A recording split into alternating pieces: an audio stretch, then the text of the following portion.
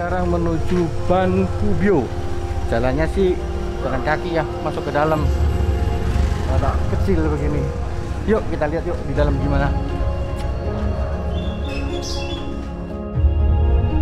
Jalannya sih satu motor doang nih.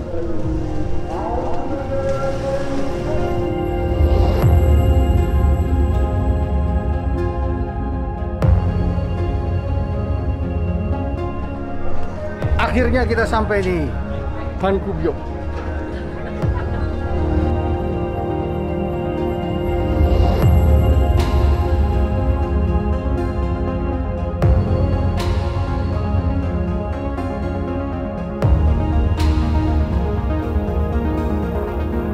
Ini Oke, kita bincang-bincang dengan siapa?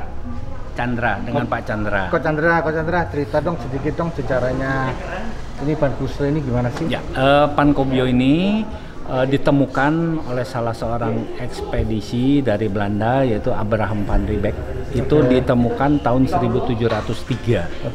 Nah, di Pulau Gelis ini. Karena menurut ceritanya bahwa Pulau Gelis ini adalah merupakan tanah yang berada di tengah-tengah Sungai Ciliwung, yang mana dulunya itu adalah tempat peristirahatan putri-putri raja pada waktu zaman Pajajaran. Ya.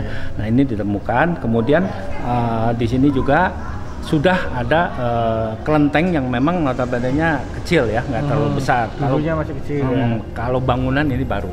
Bangunan baru. Sekitar tahun 1900-an dibangunnya. Ini sudah beberapa kali renovasi. Gitu. Dan di sini hanya satu-satunya Dewa Panko ini di Indonesia, hanya satu-satunya di sini. Di sini ya. Nah, ini dewa alam semesta. Bisa cerita sedikit tuh Dewa Panko itu Dewa Panko ini ketika beliau belum lahir itu berada di sebuah telur, kemudian dia keluar dari telur itu, badannya makin lama makin membesar, seakan-akan memisahkan langit dan bumi. Gitu. Kemudian ketika beliau wafat, tubuhnya itu melebur ke bumi, kemudian matanya sebelah kiri dan kanan berubah menjadi matahari dan bulan, kemudian lengannya, kaki dan lengannya itu berubah menjadi 4 arah mata angin. Hembusan napasnya itu berubah menjadi angin, udara, kemudian raungannya itu berubah menjadi halilintar, dan aliran darahnya itu berubah menjadi aliran sungai, dan giginya, tulangnya itu menjadi zat-zat yang berdekatan bermanfaat bagi bumi, itu diantaranya ya seperti emas dan sebagainya. Oke, itu salah satu legenda dari Ban Kubio. Ya. Lantas yang satu menarik saya lihat nih ada batu nih. Ya, nah, betul. Ini batu apa ini?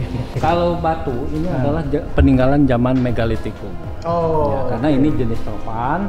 Ini batu sudah ada sejak zaman dahulu, ya.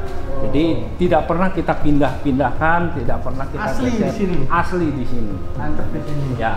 Nah, kebetulan batu ini sudah ada di sini, dan di sini adalah mungkin tempat peristirahatan atau mungkin tempat yang ditemukan oleh Mbah Raden Mangunjaya untuk melakukan ya apakah istirahat atau dia mungkin bertapa atau bagaimana. Ya. Berarti udah kuno nih. Ya, udah sangat kuno. Boleh pegang nih? Boleh, enggak galak. Oke. Salah satu keunikan di sini di Bio ini ada batu Megalitikum. Di belakang ada lagi nih batu. Ya. Bisa cerita? Ya.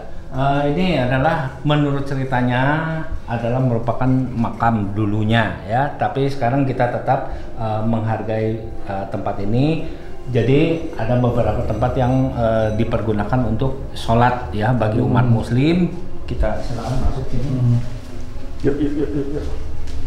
Nah, jadi setiap malam Jumat di sini kita mengadakan pengajian. Ya, setiap malam Jumat kecuali bulan puasa ya. Dan di sini namanya juga tempatnya Uyut Gebog, diperkirakan salah satu mungkin pembesar atau panglima dari kerajaan Pajajaran terlebih dahulu ya, sudah sekian ratusan tahun beliau di sini. Dan kita juga menyediakan peralatan sembahyang bagi umat muslim.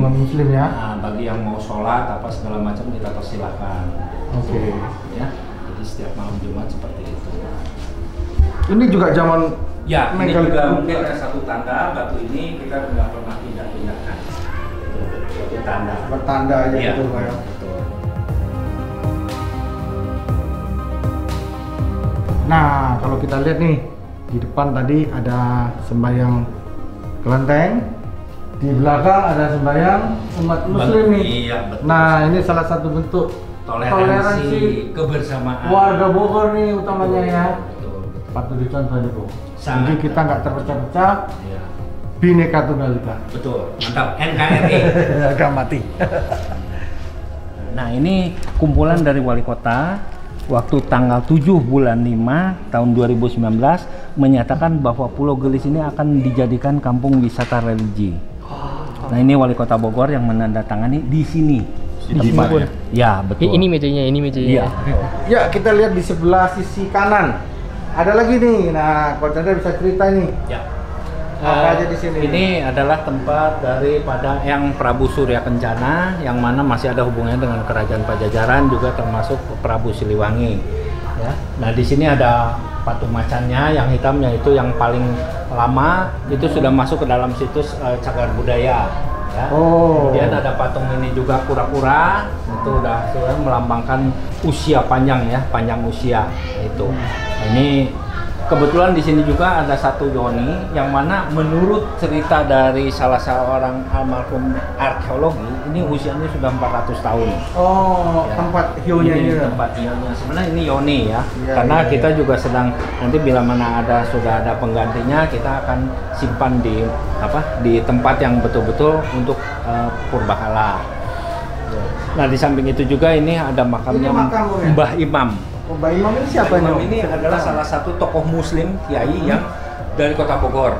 Itu Oh. tadinya di Baranang Siang, kemudian kita pindahkan ke sini. Oh, Nah, makam beliau berarti. ya makam berkenan. Tadinya ada di dalam. Di dalam, nah kita pindahkan sini supaya lebih nyaman, lebih tertib, supaya tidak terganggu juga. Karena kalau di dalam kita kasihan. Kadang-kadang anak-anak kan nggak ngerti gitu ya. Gitu. Main-main. Ya, gitu betul. Nah, itu kurang lebih seperti itu. Nah, ini juga ada payung-payung ini ya menandakan suatu simbol kehidupan manusia, bumi dan langit ya. Gitu. Nah, ini di sini yang terakhir adalah macan putih, pekau. Biasanya kalau tradisi kalau ada mencium apa segala macam mereka bersembahyang di sini. Nah, itu aja barangkali sekilas pintas tentang Pankobio, kelenteng Pankobio, Panko ya. Panko. Nah, karena ini sebenarnya bukan wihara tapi kelenteng. Iya. Wihara itu akibat daripada kebijakan Orde Baru yang mana pada waktu yang lalu kelenteng itu harus di bawah naungan Dirjen Hindu Buddha, sehingga jadi ganti nama. Tapi intinya kelenteng. Betul.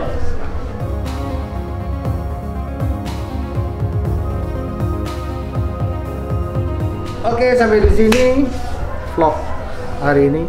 Saya Hansan, perjalanan spiritual atau datang di seni, pergi di kangen.